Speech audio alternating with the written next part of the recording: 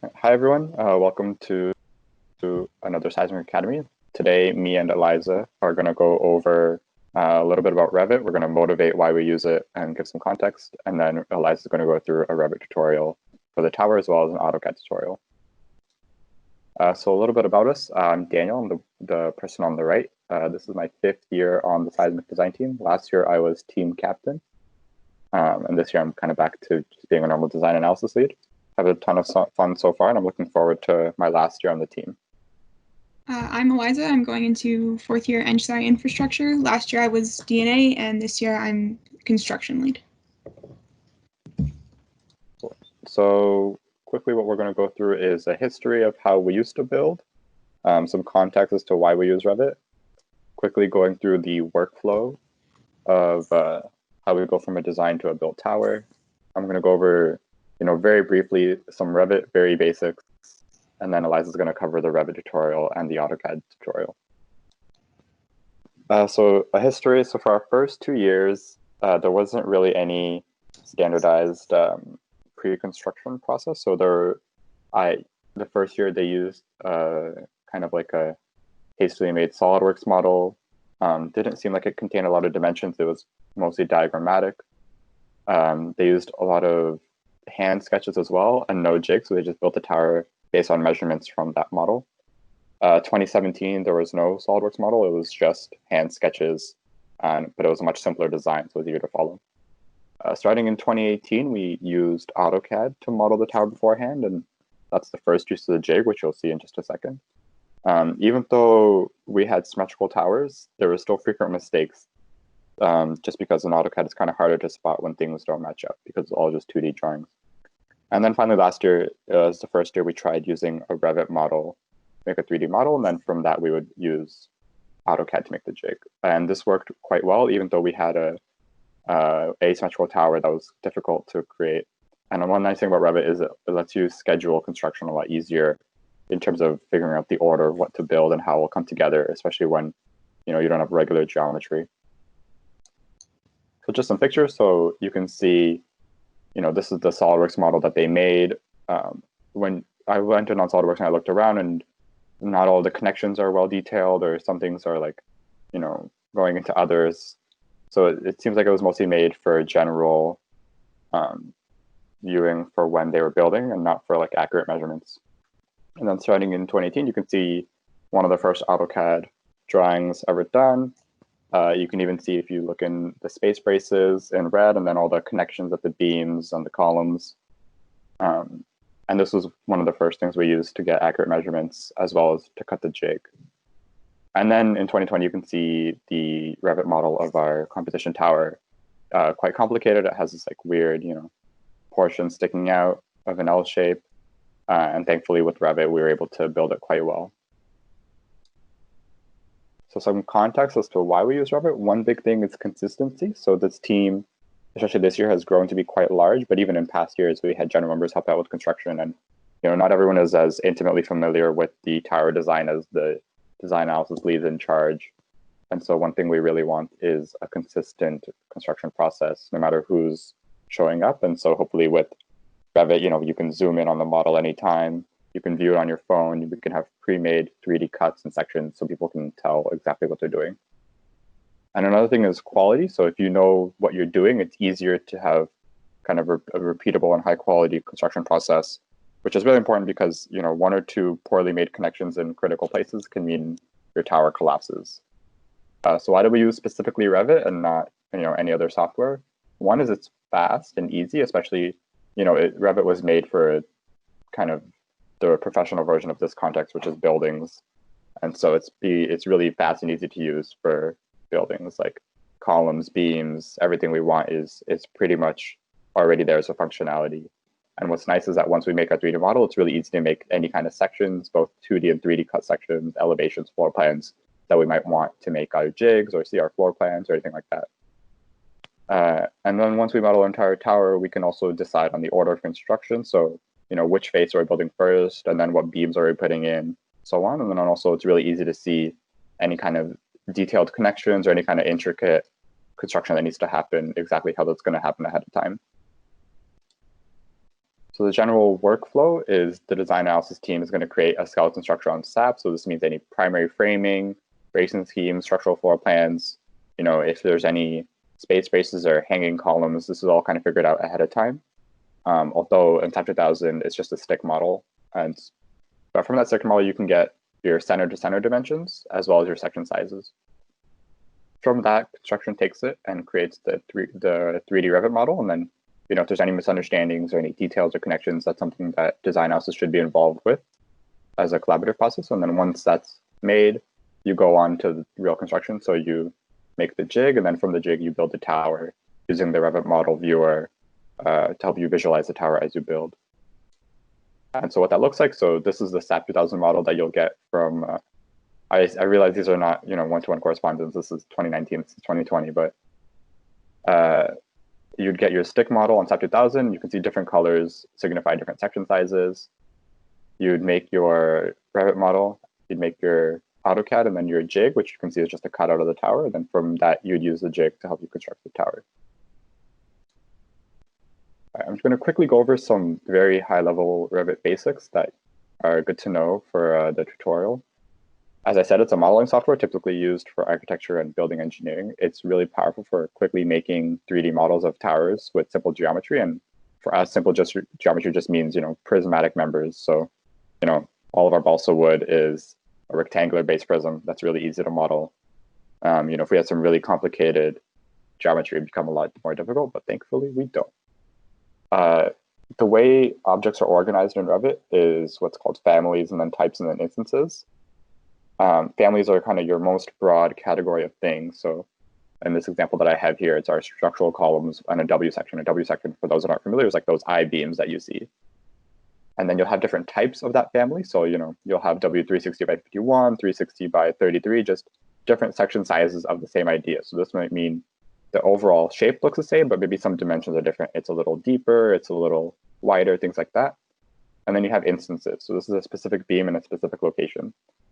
So, for example, if I made a square with 4 of these beams that are all the same, then all of these would be the same type, W360 by 51, but there'd be 4 instances of those beams to create that square. Most objects in Revit are extrusions of profiles based on a reference line, which sounds really complicated, but I'll have a nice example in a second. Basically, what this means is that the way it works is you have a line, you have a profile, so what it looks like in section, then it extrudes that along the line. In Revit, one of the first things we do is we'll create all the floor elevations and grid lines first. And this will help us because objects can snap to those, and we can define things by their relation to those grid lines, so how far away they are. So when I was talking about extrusion along a line, this is what I mean. So you have this, if this is our W360 section, the I-beam, we have this reference line, the orange line, and this dictates where it is. So how long it is, the position, things like that. And you can change where this is defined. So I show it right now in the centroid, but I could move it so that's defined by the top of the beam, in the middle, or the bottom, or wherever you need it. And then you have this profile, this W section, that's extruded along the entire length of this line. This is really useful for columns, beams, and braces, which is the majority of our tower. We also have what are called model in place elements. This is if you need any kind of complicated geometry or something that isn't well represented by that reference line profile extrusion method.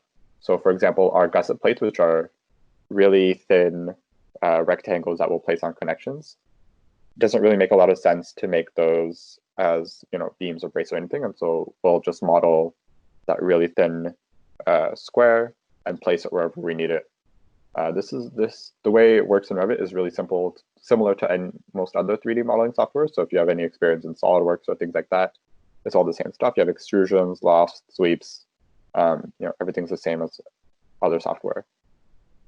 This is really easy to use in our context because mostly everything we have is, squares or just a simple extrusion.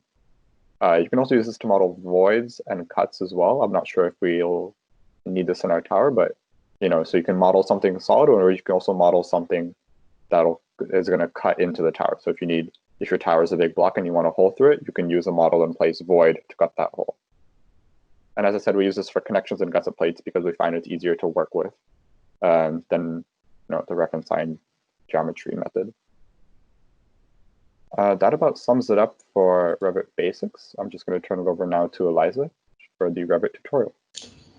Alrighty, so sorry if there's any background noise. There's a train going by. So I will share my screen. So I'm going to just start from the very beginning so we can go through the whole thing together. We're going to do a new, and then I will do a structural template and start from there. And Revit gives you some basics, and it will open. All right, so I'll go through the top ribbon while we're waiting, and it won't let me change. Oh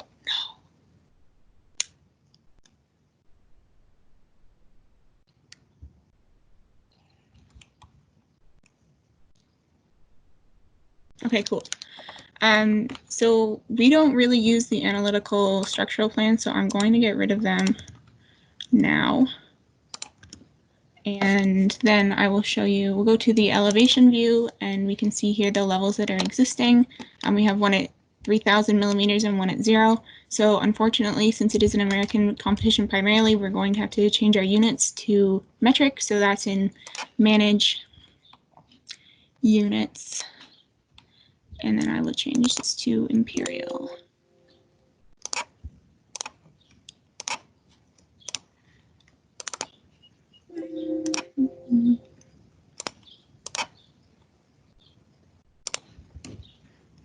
Okay, and that's enough. Like the rest we don't really use too much. So we'll just go for that. And then, so this is now at 118 inches, but of course we're not really modeling a full-scale building. We're modeling just a small building. So I'm going to move this level down to just 6 inches above where it should be. And then you can see it there. So it gives a little bit of an elbow. And I'm also going to, when I'm here, change this scale because it is so large right now. I'm going to just change it to 1:1. And then you can see, like, you can do this to whatever scale you like, but I'll do 1:1 for now. And then I'm going to make another level here, and we will just do that by going to structure, datum panel, and then we'll do level. And there's two ways to make a level. You can either draw it as a line or draw it by like picking a line and creating an offset. So I'll do it that way. And I'm just going to make another 6-inch level, and you will choose level, and it makes it 6 inches above that. And then I will do the same thing to just find the bottom of where the base plate would be essentially, and that'll be 0.5 inches below. So you can see here it kind of hovers where it would be either above or below, and obviously I'm going to choose a below. And while I'm here, I'm just going to rename this base so we don't get confused. And now it also asks me if I want to change the corresponding view. So that would be in our structural plans over here. Do I want to keep it as level 4 or base? But I want to keep it at, I want to change it to base. So then you can see I now have a structural plan for the base level, level 1, level 2, level 3. Alrighty, so first things first, we're going to make our base plate. And again, we are here at scale 100, so that's pretty large. So I'm going to move these in a little bit so when we go down, it's not so small. And the base plate is modeled as a column, which is maybe not 100% accurate, but the base plate's also never used in anything except like a visual representation, so it's not too bad. So I'm going to go here to column, and then I have to change my column type. I obviously don't want an I-beam, so I'm just going to go here to edit type, and then I will use this concrete rectangular column, and my base is 18 inches and my height is 18 inches because that's just the section. I'm also going to rename it to base. Okay, and then I can place it. So we can scroll here, and when we click modify, or you can either click, like if I was on column, I can either click modify to get out of column, or I can escape. So I'll click on the column now, and I see that the base level is base and the top level is level 1. And in the 3D view, which is just found over here in the home icon, you can see that it's like that. Another thing we might want to do in the 3D view is change our graphics display. So we're just going to edit this. Instead of a wireframe, I'll just change it to realistic. And now it looks like concrete. Or you could also change the material to birch or whatever you want, but it's nice, I think, to have a little bit of separation from what the base plate is compared to the rest of the tower. So that's where we are so far. Next, we're going to make the columns. So to make the columns, I'm going to go back here. I'm going to turn this down so it's not so large. And I will make some grid lines. So as Daniel mentioned, we kind of use the reference lines to place our objects accurately. So to start, I will go back here to structure, datum grid, and then it's the same thing. So you can make straight lines, grid lines, you can make curved grid lines if you like, or you can pick lines. So I'm going to do that and pick them based off of the base plate. So because our tower doesn't go all the way to the middle of to the outside of the base plate, I'm going to give it a 3-inch offset, and I'll make one here, one here, one here. Sorry, so I'm going to do this one as 1, and then this one as 2, and then I will do this top one here, and I'm going to just change that to A, and then it should know that this one I want to be B. So you can just kind of keep yourself organized like that. As we do make like larger projects, we'll have kind of exterior and exterior bracing. I'm not going to show too much of that today at all, but just so you know, in the future you're probably going to have like 1 E, 1 B, and 1 E, 1 I, 1 E. So just so you can keep yourself kind of organized, that's a good way to do that, to keep A's and B's and 1s and 2s and 3s, etc. So in terms of grid line, we're just going to switch here. So B is on that side and on this side. And then this lock button means that it's locked together with A. So I'm just going to stretch that out of the way a little bit and stretch it out of the way that way, so it's not so close to my base plate. And same thing over here.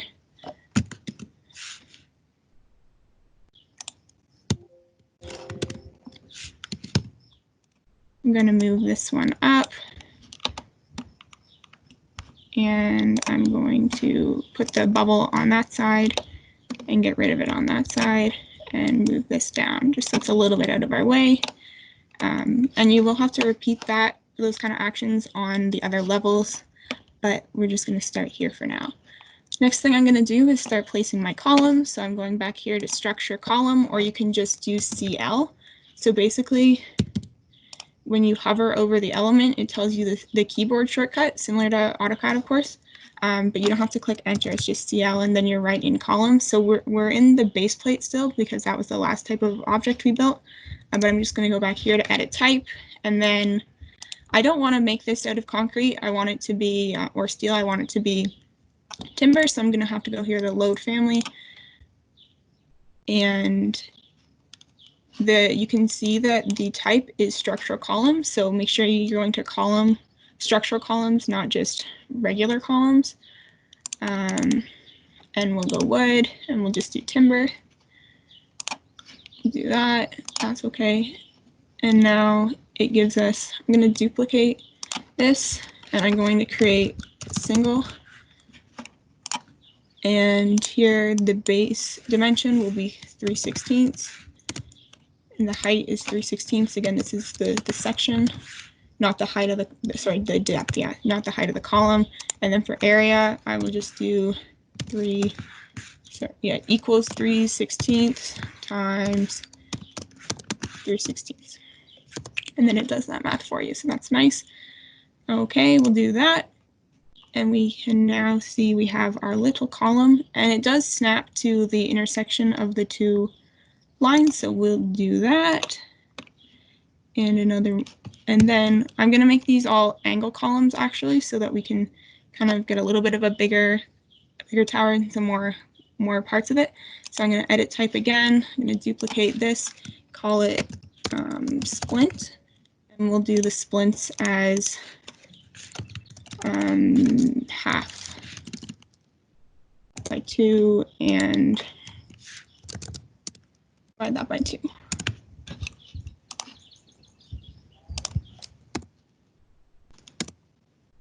OK. And then I can see here that the splint doesn't really snap to the other object too well. So I'm just going to put it here, and then I'll escape, and then I'll click and do MV for move. And then I can choose this endpoint and snap it to that other endpoint. And then I'll come back here to column, choose that I want the single, and put that there, and move it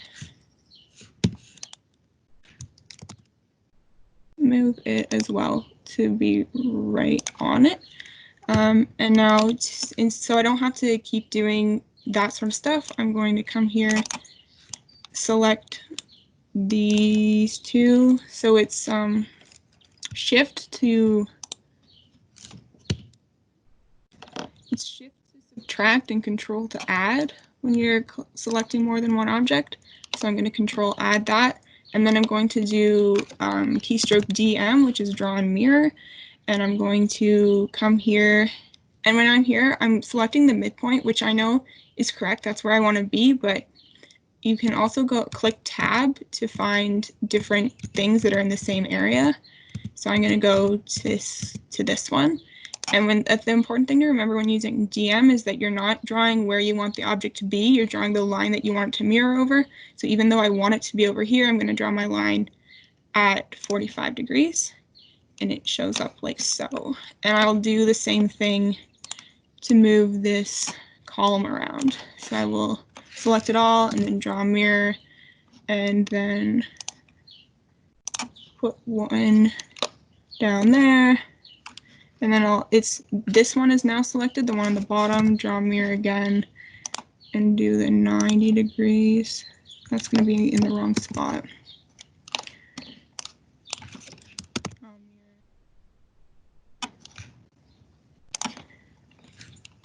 Mirror at 90 degrees. Nope.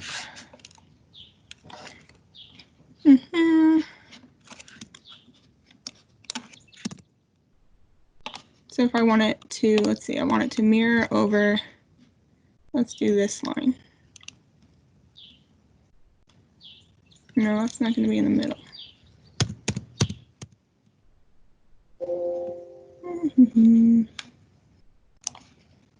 45 is going to go, no.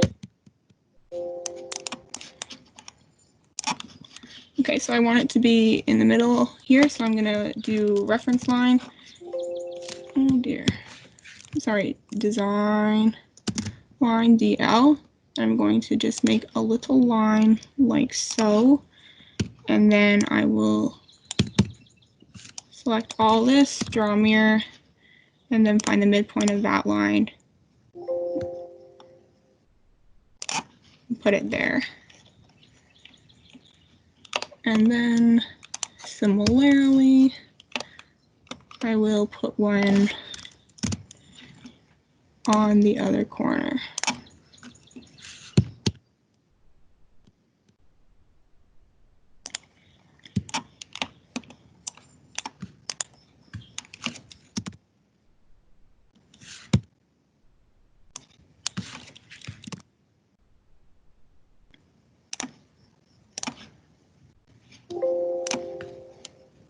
All right, and then from there, I can make sure that I have to make sure that all of these columns are going to the correct depth. So I'm going to just select them all.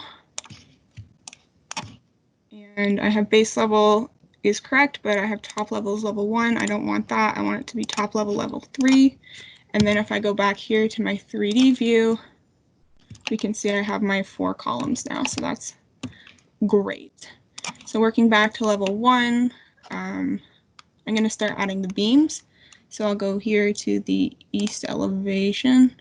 Oh, so first thing I'm going to do actually is you have to select what you want the east elevation to view. So right now it's going to view everything to the left. So it's going to see all these columns. So they won't really show up, but when you start adding bracing, it's going to get confusing. So I'm just going to click on east column, and then I will click here to clip fire clipping clip with line. And then when I select this east, you can see we can shrink the box that it'll see. So now it will only see grid line 2 and like parts of that, but basically it'll only see the face that we want it to do. And I'll do that for, we'll start just with east. So we'll go here to east, elevation, and we'll go find the tower. All right, and now we can start adding beams. So we'll do BM for beam, pick a plane, pick a name. Okay, I'm gonna have to figure out what grid line it is. So I'll go here, back here to level 1. It's grid line 2 that I'm gonna be working on. Beam, pick a name, pick grid line 2. Okay, and then I will add the beam. And so as Daniel mentioned again, like it's working from a reference. Sorry, I'm just gonna change the type first. So it doesn't make a huge beam. Make a beam BM and then edit type. And again, I'm gonna load, I'm gonna have to load in timber and not timber column. Like we're gonna have to go back up to structural framing, wood, timber. That's okay. Char has a question. Can you read it out? Why were 4 columns required at each corner to make one 3D column? Okay, yeah.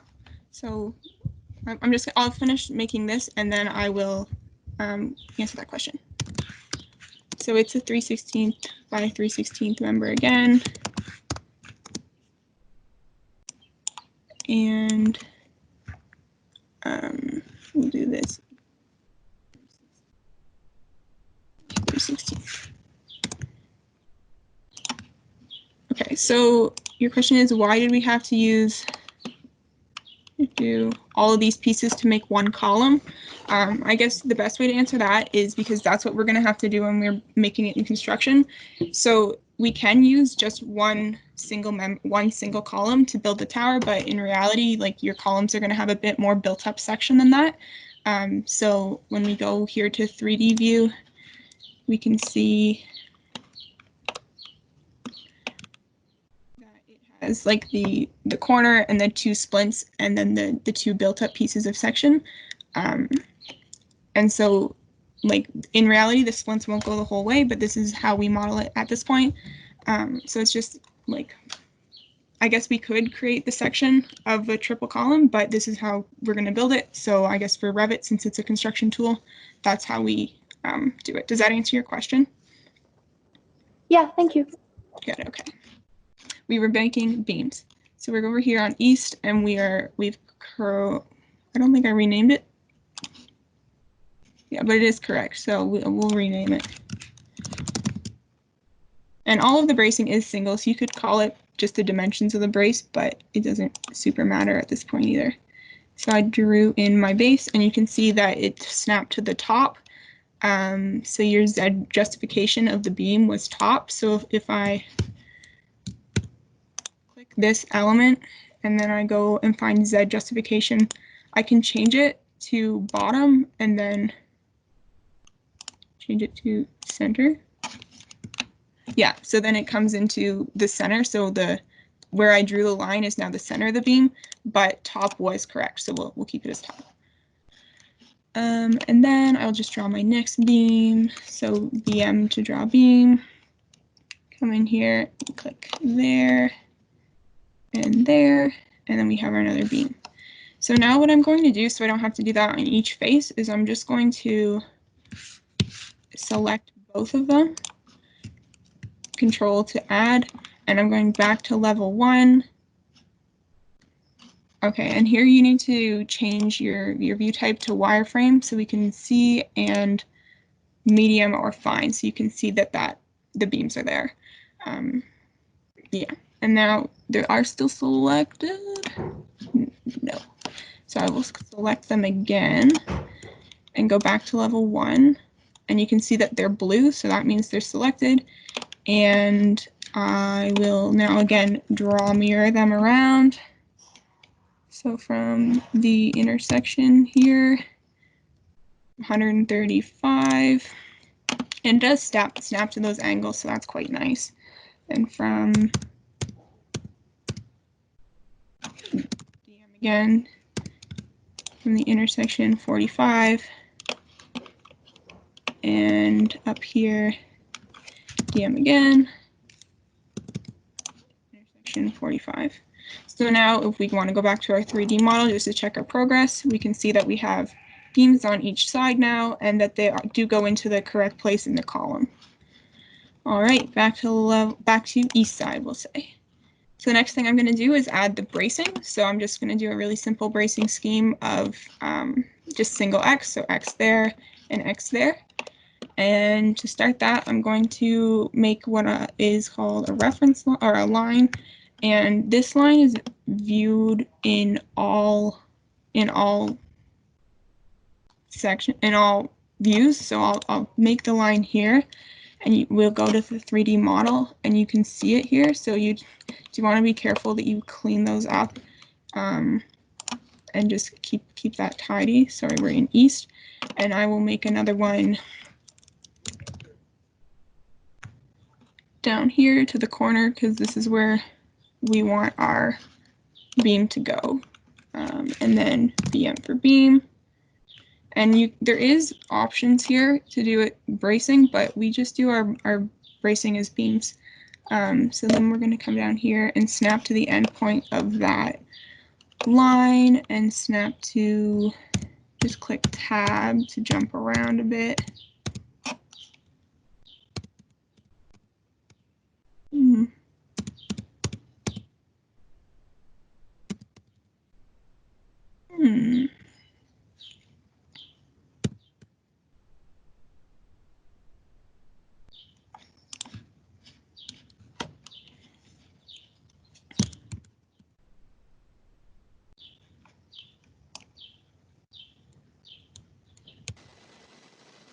Sorry, what's wrong, Eliza?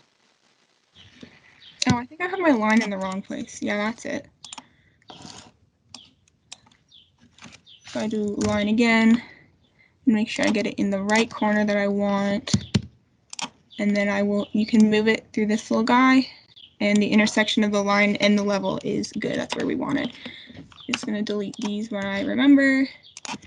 And then to get the other X, I'm going to use everybody's favorite tool, draw mirror, and find the center point of this beam and draw the 90 that I want it to mirror around. And that's that. Now to get it down here, I'm going to use the array tool. So that's AR keystroke. And so when you're using array stroke, you have to undo, group, and associate. You don't want it to exist in your next object as a group. And 2 is like the original plus 1. So that's what we want. And then you can just drag. So I'll go from this corner here, the endpoint, and I know that I want that endpoint to be there. So now I have 2 levels of bracing. And now this is pretty ugly, to be honest. So we're going to clean that up now. So we will use the tool cut, and basically you can cut along reference planes and levels and grid lines. So there's no grid line along this column where we want to cut it. So I'll make a reference plane, which is RP, and then I will just select this corner there and bring it down there so I can click on it later. And I will select this mat there and bring it down here so I can click on it later. And then I will just use the cut tool to cut this on that plane, cut this on that plane, cut this on that level, I'll cut this on that level, I'll cut this on that plane, cut this. Okay, I'm gonna have to move these down in. So I'm not moving the dot, I was moving this arrow, so then it extends the beam, but it doesn't change like the actual point of where I have created my beam. and I'm also doing that on there too. And then back to cutting, and I will cut this on that reference plane because it would be attached to the column, and you can see it there. And it would be this on that plane and this on the plane. And that looks a lot neater. So what I'll do now is pretty similar to how we did the beams. You could do it all at one time. I will select these braces, and I'm going to select the reference planes as well. And now I'm going back here to level 1, and I will, you can see the reference lines are blue, so we're still connected, and I will draw mirror them all the way around.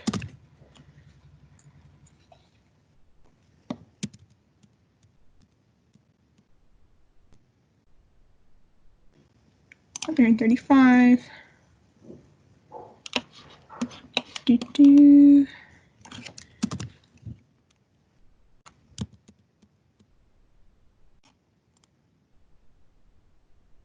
45.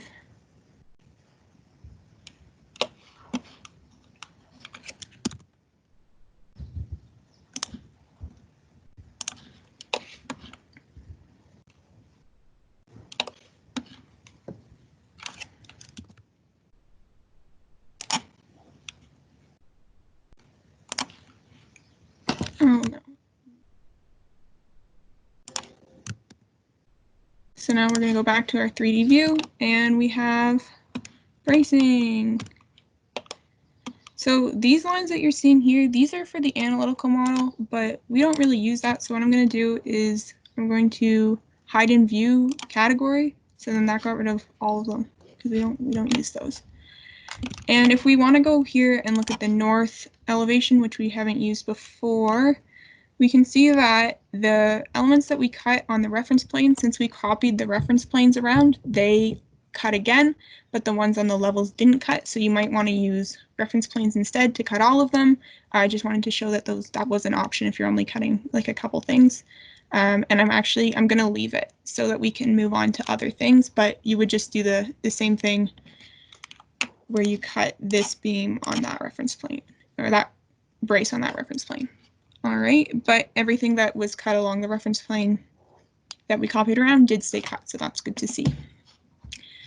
And then back to level 1. Sorry, we're actually going to go to level 2 because next is floor plans. So again, our scale is pretty big, so we're just going to change that so that these bubbles aren't so aggressive. And I'm going to make a very simple floor plan. Again, you're going to have to change to wireframe and medium so that we can actually see some things.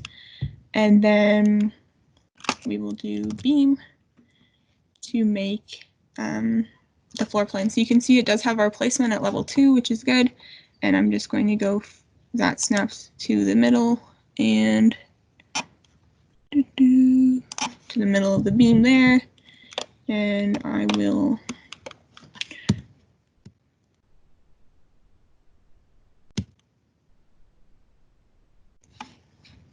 okay, so I'm also going to when I'm here, should have done this before, that's okay. I'm going to click on level 2 and I'm going to edit how much you can see. So I'm going to change the view range. So if our floor is, right now I can see 39 inches above where I am and negative 59 inches below level 2. So obviously that's too much. So since our floors are 6 inches, I'm going to go 3 inches above, negative 3 below, and 3. And I'll do that. And now we can't see the base plate anymore because it's more than 3 inches below where level 2 is. So I'm going to select this and I will do draw mirror again and mirror it along this line. And then we have our very basic floor plan. So because floor plans aren't really visible in any elevation, you can't really array them to other levels. So what I'm going to do is I'm going to do a design line, keystroke DL, from just the very corner, like somewhere that you'll remember the corner of that, and then out here. And then to get this floor plan on level 3, I'm first of all going to go change the box level 3. So I'm going here to view range. We'll edit this. -3, -3. Okay, and I'll do this one in here. And then back to level 2.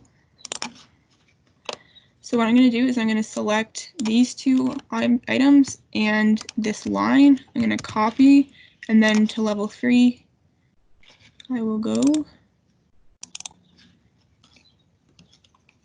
and I will, oh, sorry, I'm going to do this to wireframe medium. I will Control V, paste, and you can see that it like wants to snap to other things. So I think best way to do it is just put it off on purpose. And then these things are still selected. So I'll do MV for move, and I will move this endpoint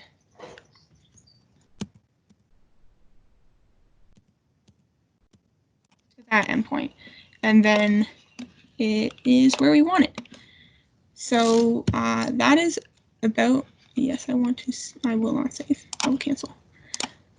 So I'll get rid of that line, but these lines they're only visible in the view that you create them in. So when we go to the 3D line, the 3D view, we don't see it anywhere here. It's only visible in level 2. Okay, so I would if this is the real tower, you would have more to do. You would have to do connections, and you would want to trim up all your extra things that we kind of skipped over in the interest of time, but all of that sort of stuff is the same. So all that sort of stuff is the same. So we're just going to leave it and actually move on to AutoCAD now, unless there's any questions. So I'm going to go back to East, which is where we were working before. And basically, the thing that you want to do before you go to AutoCAD is hide a bunch of stuff so it doesn't come to AutoCAD with you. So you're going to just click the things you want to hide and EH. So I'm going to hide the base plate. EH is hide in view. I think I should be able to hide these. Maybe not. Maybe it won't let me because they're being cut along. All right, so I'm going to take this to AutoCAD with me now. If you had interior or exterior bracing, you would want to take it out too. Like anything that's not being built in the jig, you'll hide in view now, so you don't have to worry about it in AutoCAD. So I will do File, Export, Drawing, DWG, and it's huge. Cancel. We'll click on this. I will hide in view this category. I will hide in view this category, and I will see if I can hide in view this category. Okay, that's better. Export, drawing, and so now you can see our cute little AutoCAD that we'll have, and it's just elevation east, so it's only the current sheet, the current view. So next, I will put it. Oh, that'll be fine. Okay.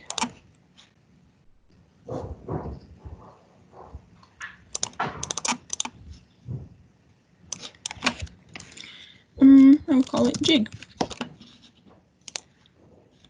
And then in AutoCAD, I will open. Oh, I'm gonna have to go all the way back to jig, and I will open it. Okay, so you can see when it comes in, there's 2 layers of things right now. So we have beams, which are shown in red, and columns, which are shown in yellow. So I'm just going to take all of it and put it to beams. Take and put it. Oh, I have to explode it all. That's true. Okay, so I will go here, explode. So now they're more individual, and I'm going to do it again. And now I will take all of it and I will put it to beams. And now it's all red. And so now I'm going to get rid of the things that I know I don't need to just kind of keep it clear before. So all these lines of the splint, so that's all going to be printed as one channel in the jig. So I will just delete them now. Delete all this now. And I'm going to delete all that. And I'll come down here and delete this.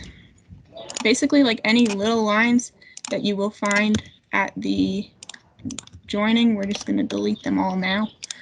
A lot of times they exist doubly.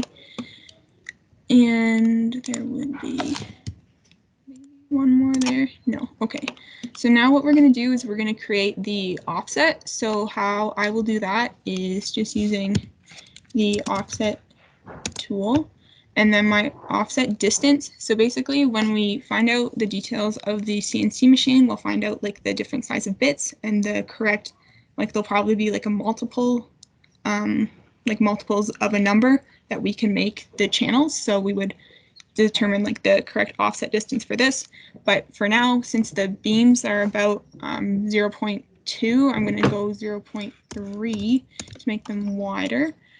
And I'm just going to offset, since they're straight, you can either offset from the bottom or the top. So basically what's going to happen is we're going to align to the insides and the tops of the members, like we talked about in the construction tutorial. So I'm going to make this one down here. So basically when we're building the tower, we would push the beam to this space, and this would be extra, but it's easier to build when there's extra space, like some wiggle room. So this line will be deleted eventually, but I'm just going to go through and all my singles, I'm going to offset them all the same. It's going to get like a little bit busy here for a minute, but it's going to be okay. So you see what I mean? Like these two lines are parallel. So if I wanted to just offset the bottom line by this difference, I could do that too, but it's not super big deal. And then since this is different, if I offset it by the same amount, it's less. So you just have to create a new offset, and I will make it, I think, 0.7. So I'm going to align it to the inside. So that means I want to push it to the outside so that our extra wiggle room is on the outside. Same thing for this one.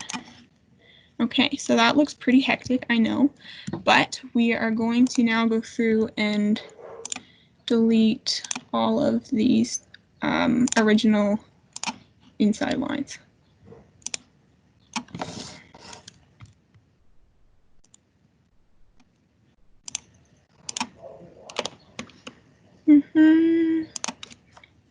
Delete those. Alrighty, and now what I'm going to do is I'm going to select the bottom lines, the outside lines, and I'm going to move them to another layer. So I will move them to columns. I'm going to change the color because that's ugly. I'll make it this blue. And now we can see that oh, I missed one. Move it to columns as well. And we can see that the lines that we're going to align to are red and the lines that are the gap are blue. And now what I will do, you need to make sure that everything is joined, because if it's not joined, the CNC will be confused and we don't want that. So you can cycle here between stretch and lengthen. So I'm just going to lengthen it more than necessary so I'm sure that it's attached. I'm going to delete that horrible little thing. And I will do that also down here. Yeah, so you can, like here, we're stretching it, but if we do click Control, then it's just going to lengthen parallel to how you are. So that's a good way to make sure your jig is still parallel on all the sides. I'm going to also delete that.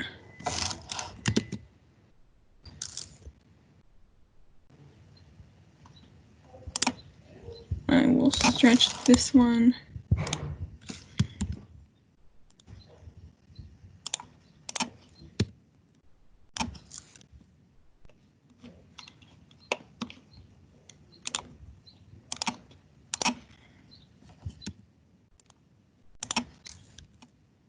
Okay, so next tool that we'll be using is the trim tool. So that's TR, enter.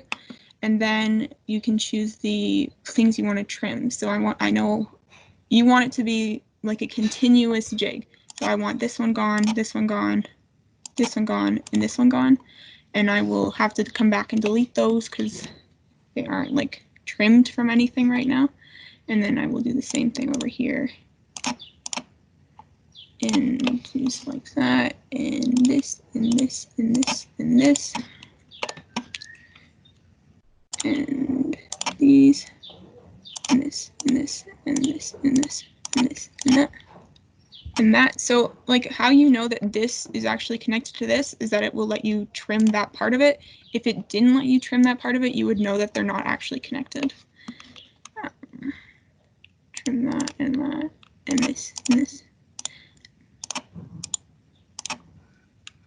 And like so. So this is a separate object, not connected. And back to trim. Here I want this one gone, that one gone, this one, that. And that won't let me trim because it's separate now. So you can do that trim and then that trim if you want, but it's not a big deal to come back and erase it.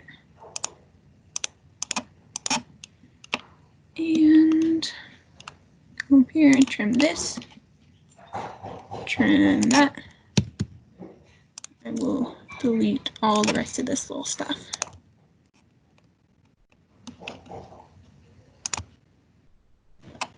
And there we have it, and that's the finished jig. Obviously, when we're building a full tower, we need to make a jig for every unique side. So I guess last year for the tower, we had 4. And that would just depend how complicated your design is. And yeah, and so on, and obviously be much bigger. But that is the jig. And that's about all from me. Any questions? So Sherry had a question. How does Revit help us decide what section we should build first? Okay. So in general, it does help us get the jigs from there. And when we look at the 3D model, it's a little bit hard for this one since it's so easy. And if I try and open the competition tower, it might take years, but we'll try it.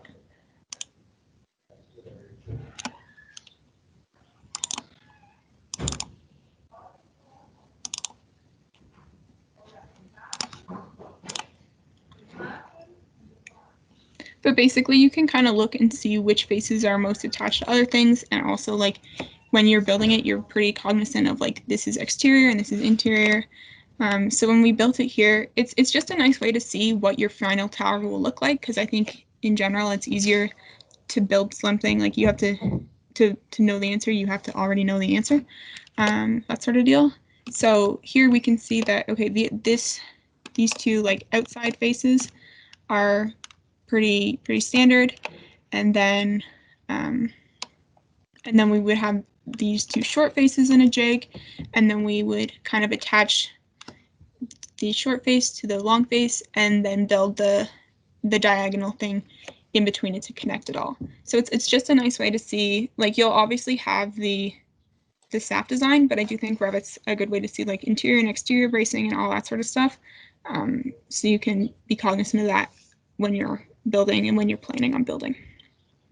Does that answer your question? Yeah, thank you.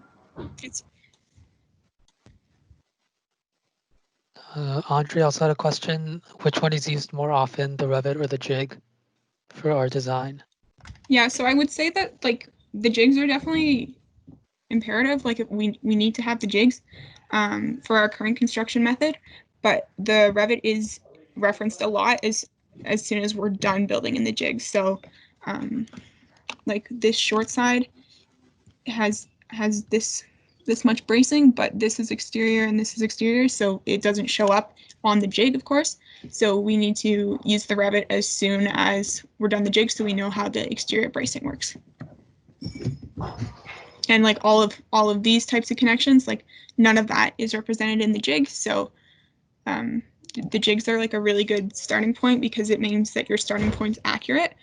But then you definitely need the Revit model is really nice to have for the more detailed stuff.